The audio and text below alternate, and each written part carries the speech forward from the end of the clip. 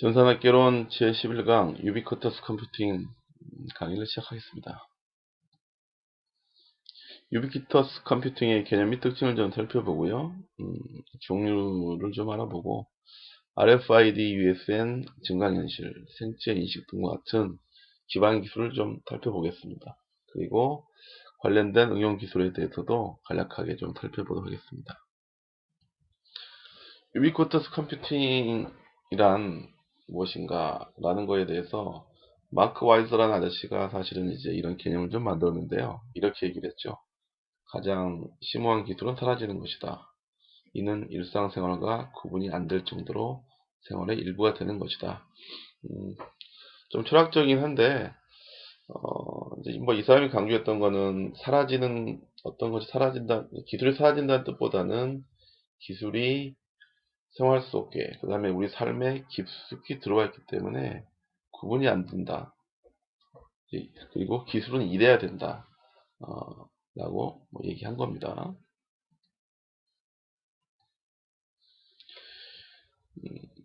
동영상 자료가 괜찮은 게 있는데 이걸 한번 보고 그 다음에 진행하도록 하겠습니다. 전 세계 IT 업계의 대표 주자들이 모여있는 실리콘밸리.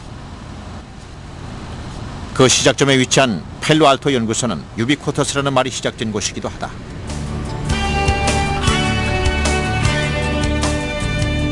(1970년 7월) 문을 연 이곳은 퍼스널 컴퓨터 시대의 기술들을 선도했다. 레이저 프린터, 마우스, 컴퓨터의 주요 구성품들이 개발됐고 소프트웨어 분야에서도 눈부신 업적을 남겼다. 그리고 결정적으로 유비쿼터스 컴퓨팅의 태동을 이뤄낸 곳이다.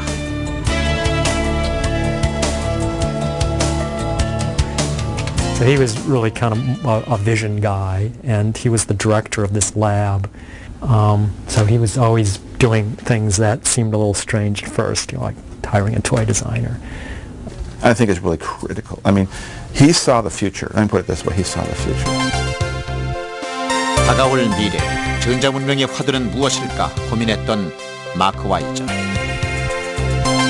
1952년 시카고에서 태어나 48살이라는 젊은 나이에 사망한 그는 유비쿼터스 컴퓨팅이라는 획기적인 프로젝트를 제안하고 추진한 장본인이다.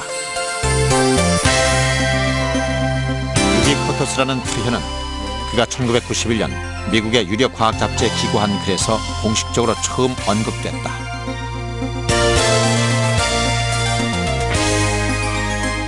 유비쿼터스, 신이 언제나 어디에나 존재한다는 라틴어로 컴퓨터도 그렇게 모든 곳에 존재해야 한다는 의미다.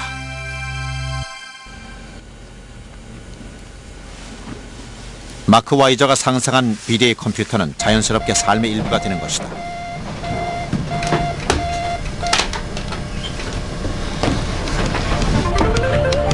사람들이 아무런 의식 없이 여러 가지 물건을 사용하는 것처럼, 즉 옷을 걸치고 안경을 쓰듯이 편안하게 컴퓨터를 사용할 수 있기를 바랐다. 마크 와이저에게 있어 최상의 도구는 사용자가 그것을 이용한다는 것조차 자각하지 못하게 하는 것이다.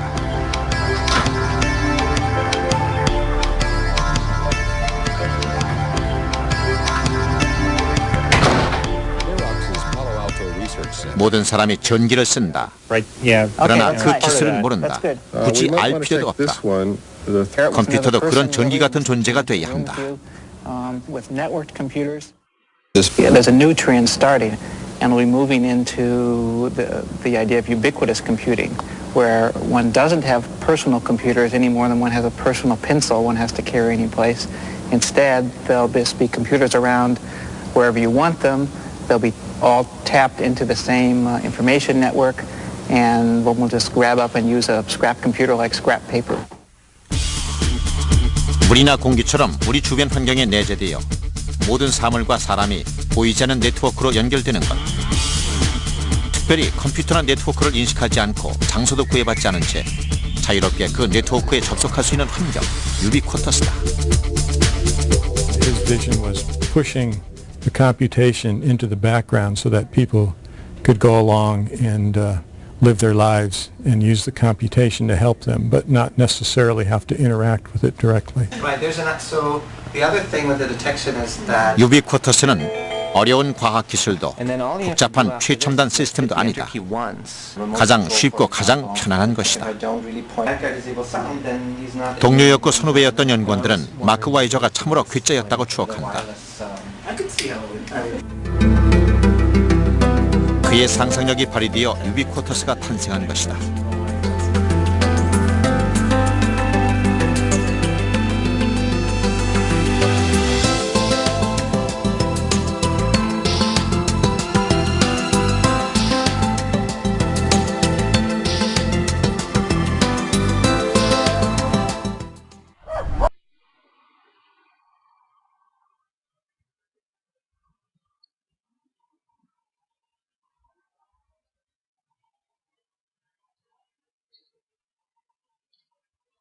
자, 동영상 잘 보셨죠?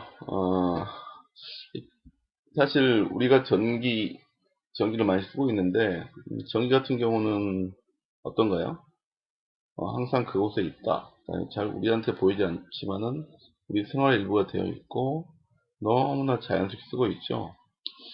컴퓨터는 어떨까요? 사실 우리가 스마트폰이라는 컴퓨터를 매일 들고 다니긴 합니다만 아직은 우리가 좀 느끼기에는 생활의 일부가 됐다. 그러니까 이제 사실 생활의 일부가 되긴 사실인데 전기만큼은 우리한테 보이지 않으면서 완전히 내재화되어 있다. 이렇게 보기는 좀 어려운 것 같습니다. 이제 그런 것들이 가능해지는 게 유비퀴터스 컴퓨팅이 어떤 개념이 되겠고요. 그래서 여기서 타겟팅하는 컴퓨터는 크게 보면 보이지 않는 컴퓨터, 그 다음에 조용한 컴퓨터, 이렇게 말할 수 있을 것입니다.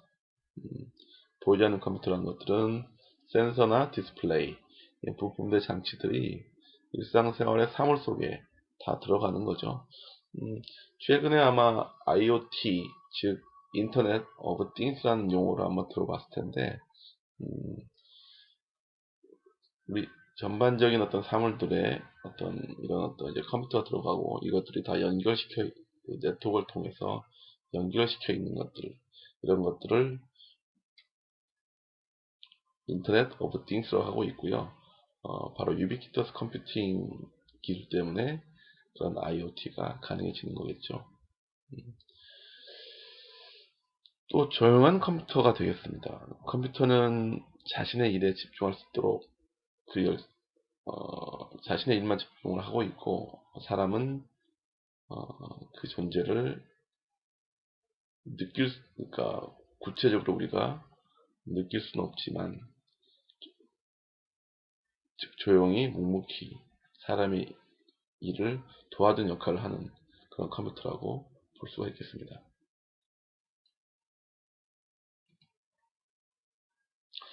그래서 유비퀴터스 컴퓨팅의 특징으로 우리가 얘기하는 게 5C하고 5N가 되겠습니다. 5C는 calm, 조용하다는 뜻이죠. 컴퓨터가 우리 생활 속에 스며들어서 밖으로 드러나서 보이지 않는 조용한 상태다라는 의미에서 calm. 그 다음에 유기적으로 연결되어서 협동한다는 뜻에서의 connectivity. 그 다음에 언제 어디서나 컴퓨팅을 할 수 있다는 점에서 컴퓨팅. 그 다음에 이 컴퓨팅의 결과 제공되는 것은 결국 필요한 정보나 서비스다. 이런 것들이 콘텐츠로 제공된다 라는 관점에서 컨텐츠, 그리고 사람 사물과는 물론 사물 간의 통신도 가능하게 해서 우리 삶의 질을 향상시킨다 라고 해서 커뮤니케이션. 이렇게 com, connectivity, computing, content, communication, 이런 것을 묶어서 5C라고 얘기를 했고요. 그 다음에 5N이도 있습니다. 즉 anytime, anywhere, 어디서나 어떤 네트워크 관계없이, any network, 어떤 단말기로도, any service, 다양한 서비스를 제공한다는 관점에서 5N이 라는 것이 유비퀴터스 컴퓨팅의 특징이 되겠습니다. 이걸 정리하면 결국은 네트워크는 항상 연결되어 있어야 되고요. 그 다음에 이런 컴퓨팅이 지향하는 인터페이스는 사용자 친화적이 있는 인터페이스로서 사용자들의 입장에서는 보이지 않아야 되고요. 그 그 다음에 현실 세계 어디서나 사용이 가능해야 되고, 그 다음에 사용자 상황에 따라서 서비스 내용이 변해된다라는 것이 있습니다.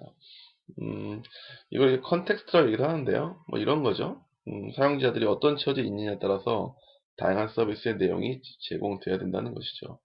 예를 들어서 사용자가 자동차를 타고 가는 경우라고 하면 내비게이션 기능들이 유비퀴터스 컴퓨팅을 통해서 제공이 되어야 될 것이고, 사용자가 만약에 자고 있는 상태였다 그러면 잠잘 때 필요한 어떤 음악을 들려준다거나, 공부할 때는 공부에 집중할 수 있는 그런 음악을 틀어준다든가, 즉 사용자의 상황에 따라서 다양한 콘텐츠와 서비스를 실시간으로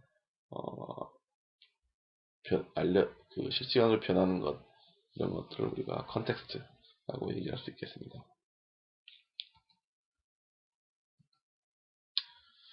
최근에 이제 유비퀴터스 컴퓨팅이라는 기술이 우리 삶에 좀 많이 들어온 것 중에 하나는 바로 이 웨어러블 컴퓨팅이죠. 여러분이 아마 갤럭시 와치, 이런 시계류 같은 것들이 최근에 많이 나와 있고, 그 다음에 저도 어제 손목에다 한참 차고 다닌 적이 있었는데, 뭐 위치를 추적한다거나 또는 심박수를 잰다거나 이런 어떤 팔찌가 있죠. 그래서 이걸 가지고 갖고 다니면서 사용자 정보를 체득하는 그런 기기가 있습니다. 즉 몸에 컴퓨터를 읽는다는 관점에서 웨어러블 컴퓨팅이라는 것이 있고, 최근에 이제 실생활에 좀 깊숙이 좀 파고들고 있는 것 같습니다.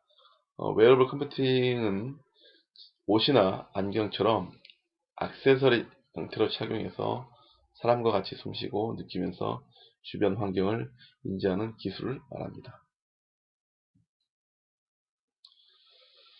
자, 노매드 컴퓨팅이라는 용어가 좀 있네요. 노매드 컴퓨팅의 뜻은 노트북이라든가 휴대폰과 같은 기기를 결합해서 언제 어디서나 외부와 접속할 수 있는 기술을 말하죠. 사실은 이미 이 노매드 컴퓨팅은 우리 생활 속에 들어가 있습니다. 여러분이 스마트폰을 갖고 다니고 언제 어디서든지 네트워크에 접속할 수 있죠. 언제 어디서든지 카톡을 할 수 있고, 언제 어디서든지 이메일 할 수가 있고, 그렇죠. 대표적인 것들이 바로 무선 인터넷 서비스가 되는 거죠. 자, pervasive computing이라는 용어도 있습니다. 용어가 좀 많네요. 이 뜻은 생활 속 구석구석에 파고든 컴퓨터 관련 기술을 말하고요. 대표적인 예가 지능형 냉장고. 요즘에 한참 광고에 많이 나오죠. 화면도 있고, 그 다음에 여러가지 정보를 알려줘서 여러가지 정보를 알려주기도 하고, 당연히 냉장고가 와이파이에 연결되어 있죠. 그리고 안에 있는 음식들에 대한 정보를 알려준다거나, 이런 이제 똑똑한 냉장고들이 있습니다. 컴퓨터하고 네트워크 기술이 접목된 이런 가전제품들이 하는 기능들을 우리가 일컬어서 pervasive computing이라고 얘기를 합니다. 감지 컴퓨팅, 인지 컴퓨팅이라고도 볼 수 있는데요. 인간의 감각기관과 같은 센서 장치를 이용해서 정보를 획득하고 처리하는 기술이 되겠습니다. 대표적인 예로 나와 있는 게 미디어랩의 에비타트 프로젝트인데요. 잠깐 살펴볼까요? 유비퀴터스 컴퓨팅의 기반 기술에 대해서 좀 살펴보겠습니다. 대부분 여러분이 좀 들어보셨겠는데 자세하게 그 내용을 좀 살펴보죠. 먼저 RFID입니다. RFID는 일종의 이제 태그를 사물에 붙여서 그것들을 인식하는 그런 기술이죠. 그래서 이제 RFID라는 이름이 만들어진 이유는 일단 ID, 즉 Identification. 그래서 사물이 이제 자기에 대한 내용을 알려준다라는 점에서 이제 일종의 ID고요. RF는 RF 방식을 이용해서 무선 RF 방식을 통해서 이런 정보를 전달된다라는 뜻에서 RF하고 ID가 합쳐져서 만들어진 단어입니다. 대부분의 이제 RFID 기술에서는 RFID 태그라는 게 있죠. 이 태그가 부착된 상품을 RFID 리더를 통해서 인식을 해서 제품들의 어떤 여러 가지 상태를 실시간으로 파악함으로써 관리 비용을 획기로 절감하는 그런 기술이었고, 여기서 이제 설명 자체를 물류라든가 이런 운송 쪽으로 좀 한 것들은 이런 쪽에서 많이 좀 활용이 실제로 되고 있기 때문이죠. 사실은 그 바코드도 엄밀히 보면은 일종의 아이디죠. 하지만 이제 RF 방식을 통해서 하지 않기 때문에 RFID라고 얘기하지 않습니다만은, 최근에 이제 어떤 슈퍼들에 가보면, 또 대형 마트에 가보면 일부 마트 같은 경우는 그 제품 밑에 그 제품의 가격이라든가 또 상태들을 LED로 나타내주는 것을 좀 볼 수가 있습니다. 이런 것들은 제품이 바뀌게 되면은 거기에 따라 실시간으로 그 정보가 좀 바뀌는 그런 것이기 때문에 이런 것도 RFID의 일종으로 좀 볼 수가 있겠죠. 그래서 RFID 시스템 구성은 일반적으로 태그가 있고요. 즉 사물에 붙어 있는 태그라는 것들이 있고, 이것들을 리더, 안테나가 있는 리더에서 읽어드리고, 그 다음에 그 리더에서 읽어드린 결과를 서버에 전송해서 실제로 서버에서는 처리를 하게 됩니다.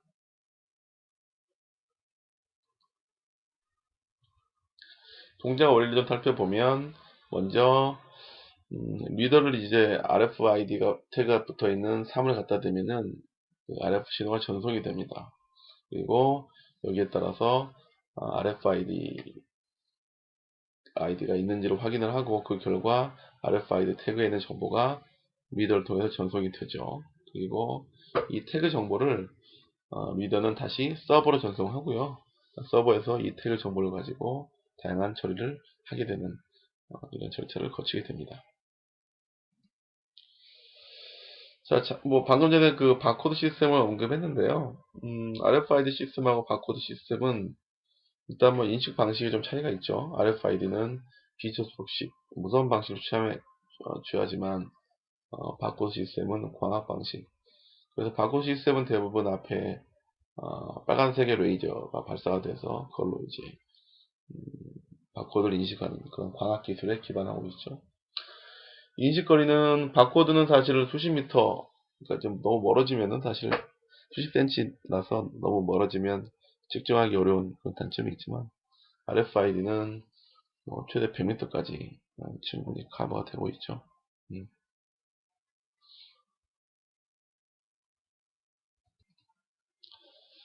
근데 사실 여기서 이제 표시는 안 됐는데, RFID 태그가 아직은 바코드에 비해서 훨씬 어때요? 비싸죠? 바코드야 기껏 종이 한 장, 조그만 스티커 하나, 인쇄된 스티커 하나인 반면 RFID 태그 자체는 그 하나 역시 조그만 컴퓨터로 보기 때문에 아직은 좀 가격적인 측면에서는 바코드 시스템이 좀 훨씬 더 유리한 상황이죠.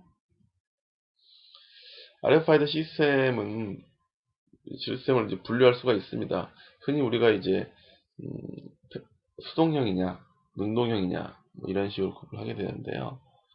먼저 수동형 태그 같은 경우는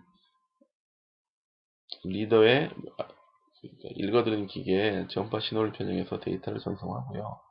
그 다음에 리더에서 송출되는 전파 신호로 전원을 공급받습니다. 즉 수동형은 그 자체가 전기는 갖고 있지 않아요. 전기가 공급이 되는 형식은 아니죠. 리더를 댔을 경우 그 리더로부터 전파를 통해서 전원을 공급받는 그런 방식을 취하고 있죠. 그래서 대부분의 수동 태그는 구조가 간단합니다. 읽기만 가능하죠. 그리고 가격이 매우 저렴하고 따라서 반영구적으로 사용이 가능하죠. 대표적인 수동형 태그는 여러분이 갖고 다니는 스마트 카드, 신용카드에 담겨있는 조그만 칩 들어있죠. 뭐 그런 것들을 우리가 뭐 일종의 그것도 태그로 볼 수가 있는 거죠. 그런 것들이 대표적인 수동형 태그입니다. 여러분 신용카드에 전기가 공급되어 있지는 않죠. 하지만 여러분 그 신용카드를 이런 이제 미터에 갖다 대면 읽혀지잖아요. 그런 관점에서 수동형 태그라고 볼 수 있겠습니다. 단점은 자체 그 전원 공급 장치가 없기 때문에 결국 이제 미터로부터 전력 공급 받아야 되고요. 그 다음에 그 얘기는 The very final one. 그렇기 때문에 이제 전력 공급 자체가 필요하기 때문에 가까이 멀리서는 멀리서 읽어내는 건 불가능하죠. 그 다음에 고출력의 리더가 필요하고요. 그 다음에 전송 성공률이 아무래도 전력을 공급받고 있기 때문에 능동형에 비해서는 좀 낮은 편입니다. 능동형 태그는 태그 자체에서 RF 신호를 보내주는 게 가능하죠. 그 이유는 태그 자체에 배터리가 들어갔기 때문이죠. 뭐 장점은 당연히 이제 배터리에서 전원을 공급받기 때문에 완전한 하나의 컴퓨터입니다. 따라서 여러 가지 정보를 읽고 쓰고 이런 것도 모두 가능하고요.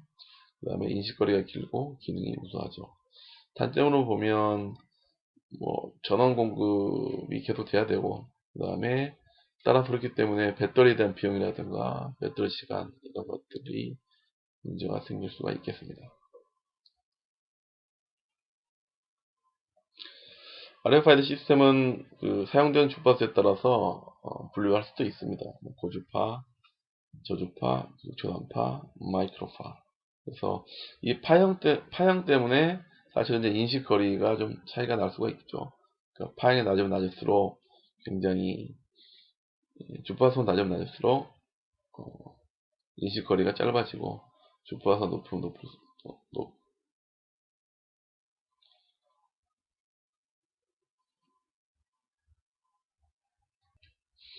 하지만 다만 이제 아주 또 너무 높아지면 그거는 이제 다른 어떤 가격적인 이슈 때문에 인식거리를 높이 하진 않습니다. 태그의 종류 나와 있고 특징, 적용 분야 살펴보도록 하겠습니다. 이런 부분들은 여러분이 좀 살펴보시기 바랍니다. RFID 활용 분야가 사실 점점 넓어지고 있죠. 직원들의 건물 출입 통제. 여러분 잘 아시겠지만은 회사 출입카드 이런 데 칩이 달려있죠. 그 다음에 야생동물 보호나 가축관리. 가축관리에 사용되는 건 이미 상당히 오래 많이 이제 진행이 된 것 같아요. 소라든가 돼지 이런 쪽에 RFID를 삽입을 해서 그걸 가지고 가축을 관리하고 있죠. 미아 방지에도 쓰이고 있고요. 그 다음에 육상 선수들의 기록 측정이라든가 그 다음에 상품의 생산 이력 추적 이런 쪽에 많이 사용이 되고 있죠. RFID의 문제점도 물론 있습니다. 어떤 건가요? 일단은 뭐 정보 노출이 좀 쉽게 될 수 있다라는 건 단점들이 있겠죠. 하이패스가 이제 하이패스 보면은 이제 저도 뭐 운전합니다만은 지나가면 자동으로 그때그때 통행 요금 결제가 되죠. RFID가 뭐 가장 좀 많이 쓰이는 분야라고 볼 수가 있겠습니다. 유비쿼터 센서 네트워크에 대해서 좀 보겠습니다. 유비쿼터 센서 네트워크는 말 그대로 센서들이 언제 우리가 사는 모든 공간에 센서들이 다 펼쳐져 있고 그 센서들이 네트워크 통해서 연결이 됨으로써 연결된 센서로부터 온 여러가지 정보에 기반하여 많은 다양한 일을 처리할 수 있는 그런 것을 이제 우리가 유비쿼터스 센서 네트워크라고 얘기를 하고 대개 줄임말로 USN 이렇게 표시를 합니다.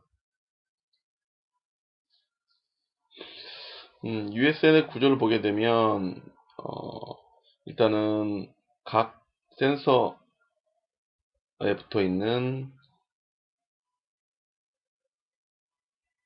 각각의 센서들이 있겠죠. 그 센서들이 중간중간에 어떤 라우터를 갖게 되고요.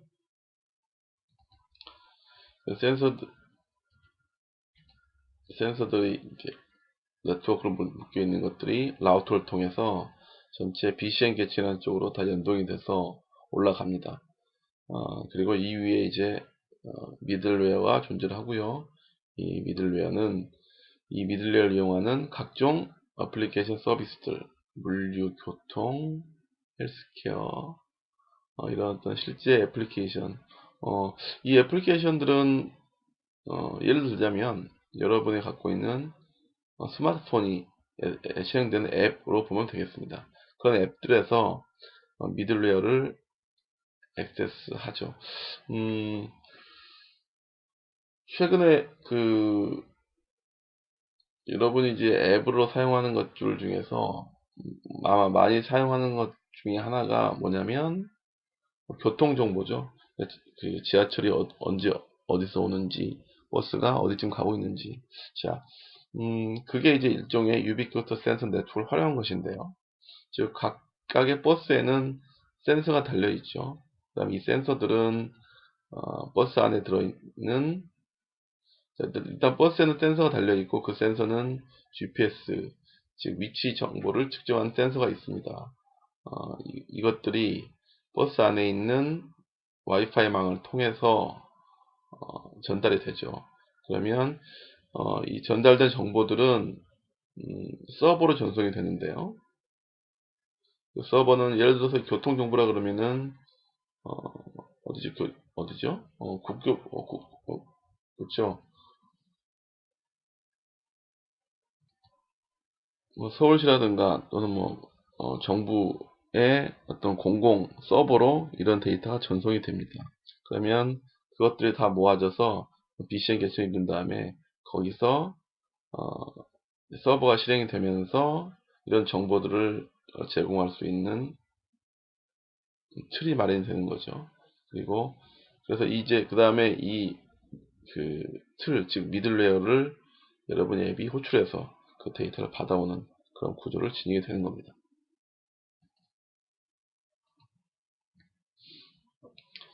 유비쿼터스 센서 네트워크의 구성 요소를 보면 먼저 센서 네트워크가 필요하죠. 센서 노드는 외부의 변화를 감지해서 유비쿼터스 컴퓨팅에 입력 장치 역할을 하는 것이고요.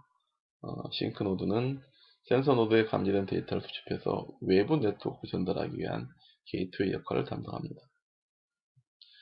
라우터하는 것들은 센서 노드가 수집한 데이터를 IP 기반의 접속 네트워크를 통해서 응용 서비스에 제공할 수 있도록 이제 센서 네트워크와 외부 네트워크를 연동하겠죠. 미들웨어는 방금 설명했습니다만은 USN 응용 서비스, 즉 교통 앱이다. 이런 교통 앱들이 교통 정보를 요청하게 되는데 그 요청 정보를 받아가지고 센서 네트워크로부터 수집된 데이터를 애플리케이션 요청에 따라서 제공하는 그런 일종의 서버가 되겠습니다. 증강현실,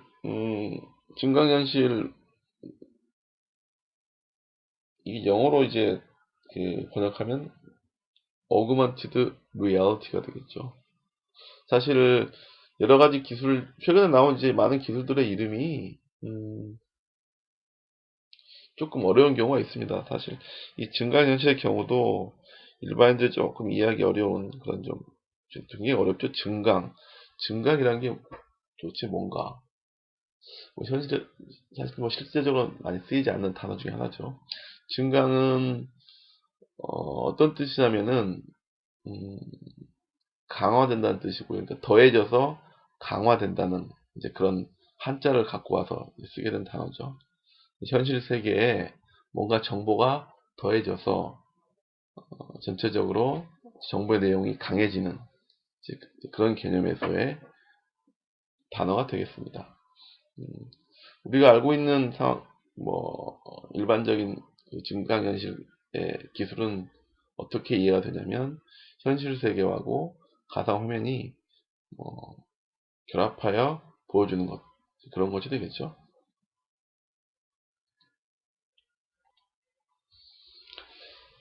증강현실 기술은 이 스마트폰으로 이제 많이 나와 있죠. 여러분이 아마 대부분 한번 써봤을 겁니다. 태그를 놓고 그것들을 여러분이 카메라 찍었을 경우 그 태그 위에 객체가 놓이는, 그래서 그것들이 화면을 통해서 나타나는 이런 앱들은 좀 많이 살펴봤을 것이고요. 이런 증강현실은 이제 크게 보면 세 가지 요소의 좀 기술이 좀 있어야 됩니다. 하나는 디스플레이 기술이죠. 즉 영상으로 찍어낸 그 특정 위치에 컴퓨터로 합성된 그런 객체를 출력해 줘야 되기 때문에 뭐 게임으로 보면은 뭐 3D 게임 엔진 기술 같은 뭐 기술들이 좀 필요한 것이 되겠죠. 그 다음에 마커 인식 기술이 있습니다. 증강현실을 위해서는 실제 공간상에 객체를 놓을 위치, 그 다음에 어떤 객체를 놓을 것인가 하는 정보를 담는 마커가 필요하겠죠. 그 마커를 삽입을 이제 공간에 하게 되는데 이것들을 인식을 하는 관점에서 보면 마커를 정확하게 인식할 수 있어야 되겠죠. 여러분이 카메라를 통해서 마커를 담을 때 어떤가요? 사실 이제 마커에 가깝게 항상 마커를 정확히 가리키는 것이 쉽지 않은 경우가 많습니다. 마커를 조금, 그러니까 사용자가 좀 편한 입장에서 그 공간을 마커가 붙어 있는 공간을 찍어낼 때 사용자의 어떤 카메라 촬영에 불편함이 없이 그 마커 인식이 잘 돼야 되기 때문에 이건 마커 인식 기술이 중요해지죠. 그 다음에 영상 합성 기술, 카메라로 찍은 영상과 그 다음에 컴퓨터를 통해서 만들어진 그런 그래픽스로 생성이 된 가상 객체들을 잘 합쳐가지고 한 화면을 보여줘야겠죠. 그래서 이건 이제 영상 합성 기술이 필요하게 됩니다.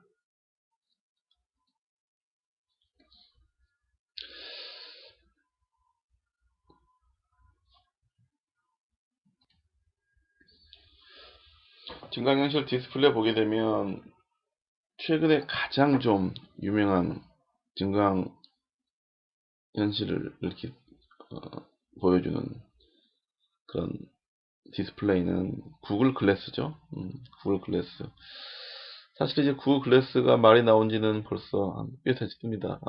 3, 4년 됐는데 아직 100% 사용자 입장에서 구매에 맞게 잘 쓰일 정도로 만들어진 것 같지는 않습니다. 계속 기술 개발이 되고 있죠. 하지만 구글이기 때문에 사실 금방 이제 곧 완성될 것 같고, 실제로 좀 쓰이게 된다 그러면 많은 좀 효과가 있을 것 같습니다. 디스플레이 이게 구글 글래스가 대표적인 그런 증강 현실 디스플레이 디바이스 중에 하나죠. 우리가 이것들을 이제 HMD라고도 얘기를 하는데요. 그래서 패널의 형태는 눈에 직접 LCD를 뿌리는 그런 방식이 되겠죠. 몰입감은 매우 높고, 여기서는 지금 설명이 조금 애매한데 여기서 말하는 지금 HMD는 뭐죠? 옛날 방식 HMD를 뜻하기 때문에 착용 감이라든가 휴대성이 좀 불편한 걸로 좀 썼습니다. 오큘러스 리프트 같은 것 이제 HMD도 보면 사실은 착용이라든가 휴대가 불편한 사실이죠. 근데 이제 구글 글라스는 이런 점에서는 조금 착용하기 좀 쉽고 휴대하기 편하도록 좀 튜닝했기 때문에 좀 차별화가 되는 것 같습니다. 일반적인 HMD, 즉 리프트라든가 이런 식의 HMD 헤드 마운트 디스플레이는 높은 몰입감을 제공해주는 장점은 있죠. 여러분이 이제 스마트폰으로 또 하게 된다 그러면 그것들은 소형 디스플레이 속해야 될 것이고요.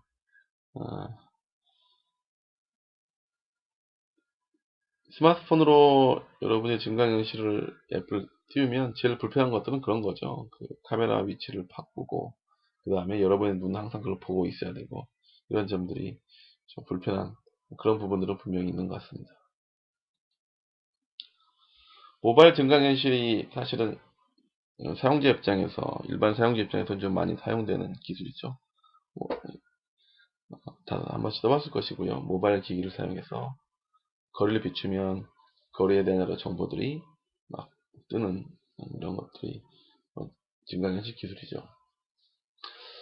관광 안내 많이 쓰이고 있습니다. 근데 뭐 사실 나도 이제 저도 그 증강현실 앱은 좀 써봤는데 처음에 좀 쓰다 맙니다. 일단 굉장히 불편해요. 화면을 이제 카메라를 이 공간에 들어서 계속 찍어야 되고, 그 다음에 그걸 보는, 그러니까 그 자체가 불편한 거죠. 그래서 많은 사람들이 얘기를 하고 있습니다만, 현재 스마트폰으로 비춰가지고 하는 그런 증강현실 기술은 결국은 이제 별로 안 쓰게 될 것이고요. 빨리 어떤가요? 구글 글래스 이런 것들이 돼서 되게 된다면 조금 더 가능해질 것 같습니다. 안경을 쓴 상태라 그러면 조금 더 손의 불편함이, 그러니까 카메라를 들고 공간을 찍어야 될 그런 불편함이 좀 사라지기 때문에 구글 글래스와 같은 제품들이 좀 본격적으로 나오면 이런 모바일 증강현실들이 좀 궤도에 오르지 않을까, 이렇게 좀 생각을 해봅니다. 생체인식을 좀 살펴보겠습니다. 생체인식은 살아있는 사람의 신원을 생리학 지역의 특징이나 행동적 특징을 기반으로 해서 인정하는 기술이죠. 지문인식이 뭐 대표적인 생체인식 기술 중에 하나죠. 생체인식 정보에 활용되는 것들은 뭐 지문 외에도 홍채, 망막, 손모양, 심지어 정맥 이런 것들이 있습니다. 얼굴도 당연하겠고요.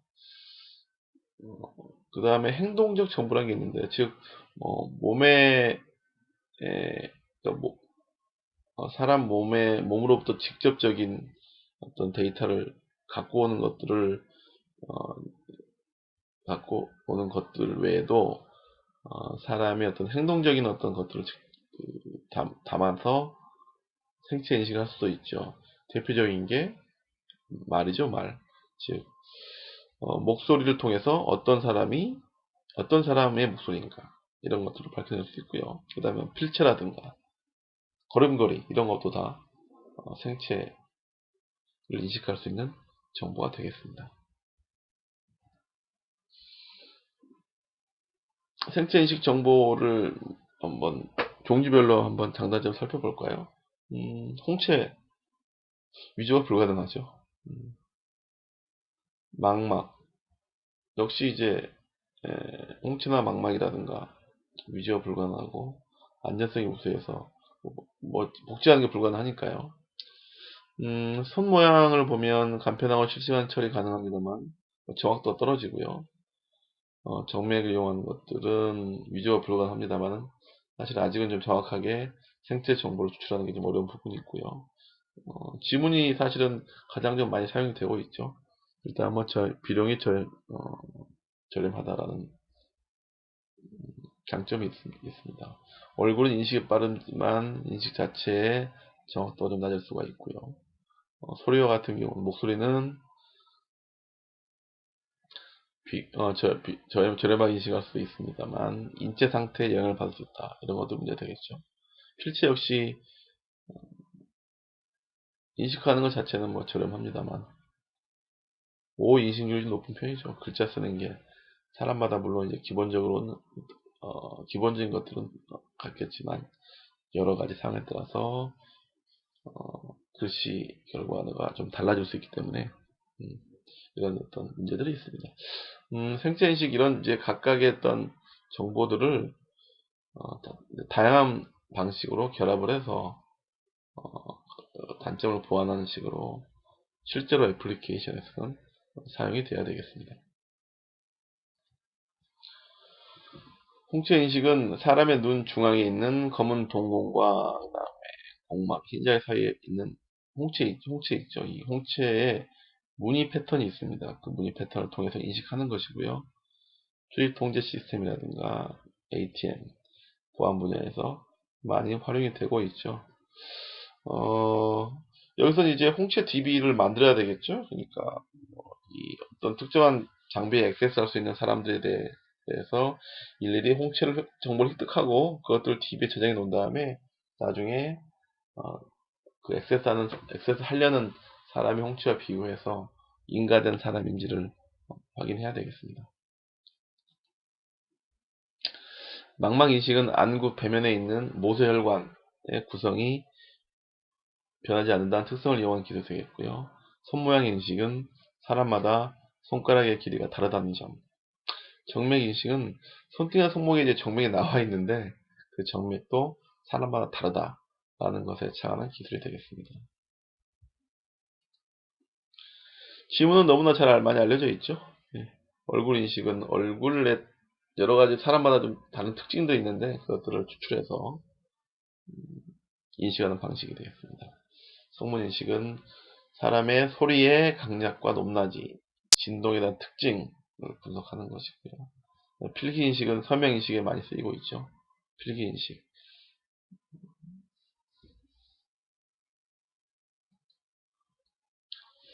자, 이제 유비퀴터스 이런 어떤 이제 유비퀴터 컴퓨팅 기술들을 응용한 응용 기술에 대해서 살펴보도록 하겠습니다.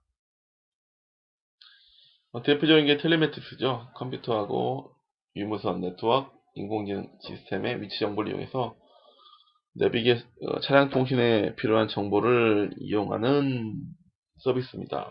내비게이션은 아마 우리가 이미 많이 쓰이고 있는 기술들이죠.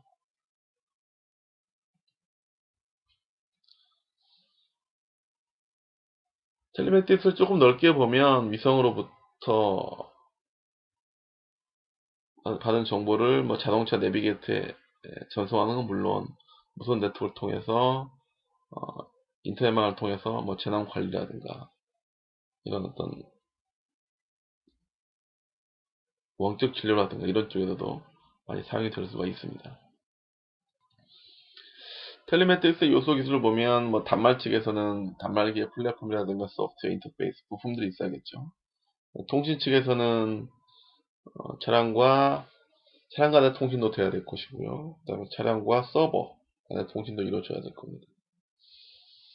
그리고 그 네트워크 차량 내에서 유무선 통신은 필요하고 블랙박스하고도 이제 연동이 돼야 되겠죠. 그 다음에 서버 측면에서는 이러한 여러가지 교통 정보를 수집하고 처리하고 차량 정보의 DB를 관리하는 이런 것들이 텔레메틱스의 요소 기술이 되겠습니다. 텔레메틱스를 이용한 서비스 대표적인 것들은 모바일 텔레메틱스, 말은 어렵습니다만 내비게이션 기술이죠. 길 안내 위치 정보, 휴대폰을 통해서 자동차의 원격 진단 및 제어를 할 수도 있고요. 모바일과 연동된 엔터테인먼트 서비스도 할 수 있는 게 텔레메틱스 서비스가 되겠습니다.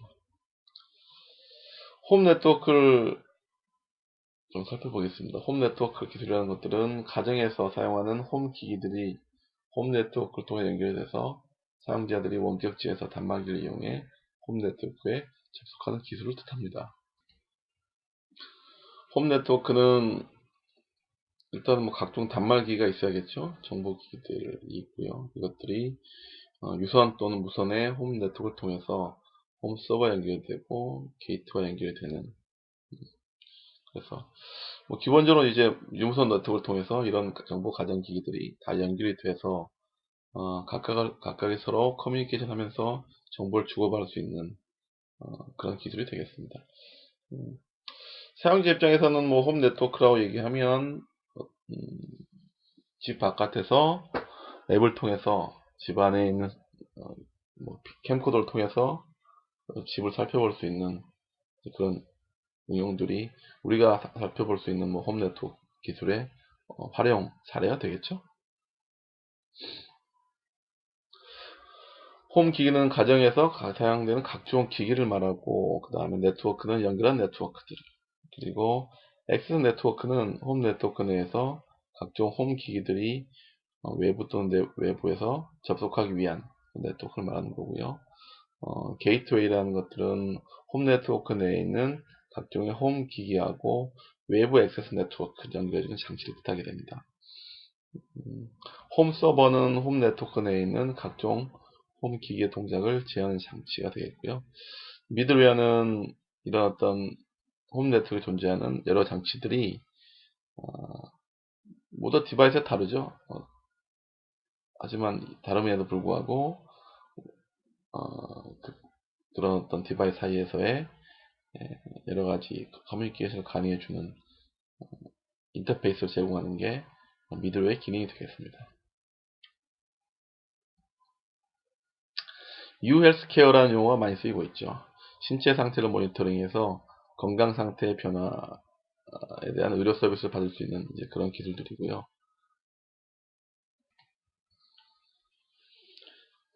이 기술에서는 사람의 몸에 여러 가지 센서를 부착을 하죠. 그 센서 부착을 통해서 혈당, 혈압 이런 각종의 생체 정보를 취득한 후에 이것을 네트워크를 통해서 그 다음에 병원에 회사에 전송해서 실시간으로 관련된 정보를 받아본다 하는 이제 그런 어떤 내용들이 뉴 헬스케어의 요소 기술이 되겠습니다. 요소 기술을 조금 더 살펴보면 생체 정보를 정확히 감지해야 되겠죠. 인간의 생체 정보를 정확하게 감지할 수 있어야 되고요. 그 다음에 이런 정보들을 효율적으로 전송하기 위한 무선 인터페이스 기술. 그 다음에 이렇게 이제 수집이 된 이런 정보를 수집, 저장, 분류, 분석해서 각종 질환에 대해서 건강 정보 파라미터를 출처할 수 있는 기술들, 이런 것들이 요소 기술이 되겠습니다. 사실 유비퀴터스 컴퓨팅이 활용될 수 있는 좋은 분야가 바로 헬스케어인데, 그래서 여러 나라에서 좀 전략적으로 이 헬스케어를 많이 추진하고 있습니다. 우리나라 경우도 정부 주도에서 좀 이런 부분들을 추진하려고 하고 있는데, 사실은 아직까지는 병원이라든가 이런 쪽에 좀 저항이 좀 있긴 있는 것 같아요. 이 헬스케어의 핵심은 사용자가 가정에서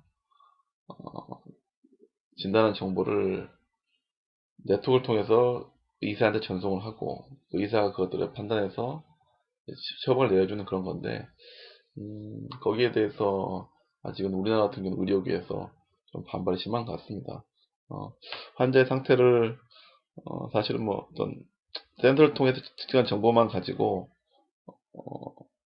본다는 것 자체에 대해서 좀 거부감이 있는 것 같고, 환자를 직접 대면해서 사실은 여러 가지 정보를 좀 질환 관련된 정보를 취득하는 게 맞긴 하죠.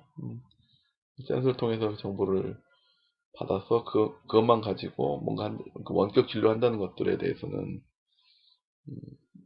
실제로 활용 측면이라든가 그런 면에서는 아직은 좀 문제가 좀 있을 것 같습니다. 하지만 여러 나라에서 이 부분들을 적극 추진하고 있고, 우리나라 같은 경우도 이제 법제화되고 있기 때문에 빠른 시일 내에 원격 진료 이런 것들이 가능해지지 않을까 이렇게 생각을 해봅니다. UCT라는 것들이 이제 개념이 나왔습니다. 말 그대로 도시 내 모든 어떤 정보들이 한 곳에 모여서 그 정보에 바탕한 여러 가지 처리를 함으로써 조금 더 안전하고 안락한 생활을 주민에게 제공해주는 그런 어떤 개념이 되겠죠. 말이 좀 굉장히 거창하죠? UCT 서비스의 기반 기술을 보면 굉장히 많은 기술이 필요하죠. 지금까지 설명드렸던 여러 가지 유비퀴터스 컴퓨팅 관련 기술이 사실은 이제 총 집약된 게 UCT 기술이라고 볼 수가 있는 거죠.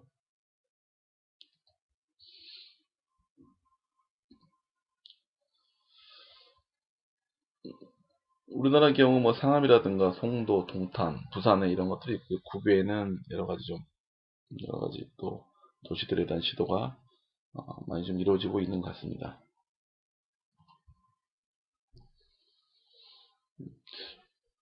유비퀴터스 컴퓨팅에 대해서 오늘 좀 살펴봤고요. 유비퀴터스 개념에 대해서 살펴봤고, 여러 가지 용어를 좀 설명했습니다. 웨어러블 컴퓨팅, 노매딕 컴퓨팅, 퍼베이스 컴퓨팅, 감비 컴퓨팅, 그리고 이런 것들을 어떤 기반이 돼서 나오는 여러 가지 애플리케이션 분야까지도 오늘 쭉 살펴봤습니다.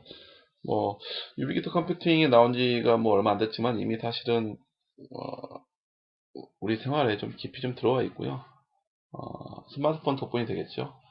하지만 아직은 스마트폰이라는 것도 아직은 우리한테는 뭔가 갖고 다녀야 되는 디바이스, 아직은 스마트폰이 우리의 어떤 관점에서는 기술적으로 보면 완전히 보이지 않을 정도로 사라져서 우리와 일체화 되어 있다, 그런 시점이 된 것 같지 않습니다. 장기적으로는 전기처럼 우리 생활의 일부분이 돼서 이런 스마트폰이라는 것들이 활용될 수 있는 그런 날도 올 것 같습니다. 오늘 사실 좀 다양한 좀 어떻게 보면 어려운 단어가 좀 나와서 좀 힘들었지만 어려운 단어에 대해서 좀 공부를 해봤고요. 이 각각의 단어들이 의미하는 바 정도를 좀 잘 이해하면 될 것 같습니다. 시험에 대해서 잠깐 얘기를 하면은, 시험 범위는 이제 오늘 여기까지고요. 지난번 기말고사, 중간고사 본 이후부터 오늘 유비퀴터 컴퓨팅까지 되겠고, 물론 중간에 이제 DB에 관련된 내용은, 데이터베이스 관련된 내용은 이미 한번 시험을 봤기 때문에 그것을 빼겠습니다. 오늘 배운 분들은 여러분들이 용어라든가 이런 부분에 대해서 좀 잘 숙지하면은 될 것 같습니다. 네, 오늘 강의를 마치겠습니다. 수고했습니다.